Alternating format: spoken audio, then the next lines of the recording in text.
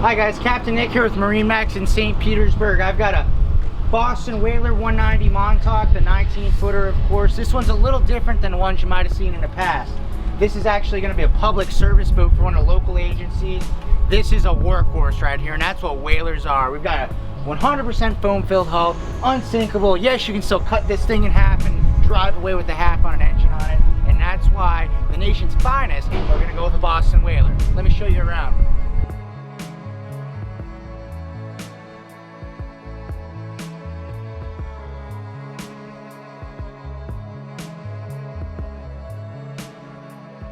Here we go. I am no one-take wonder, and I do not claim to be. Back here, we've got a Mercury 150 horsepower 4-stroke engine. Moving on up towards the helm, of course, in Florida, we are going to have a bimini top, keep that sun off you. Reversible pilot seat right there. Got some storage down in the center console. Follow me on up to the bow. You've got some low-profile bow rails. In your bow seating area right here, underneath that you're going to have plenty of storage and an anchor locker up front.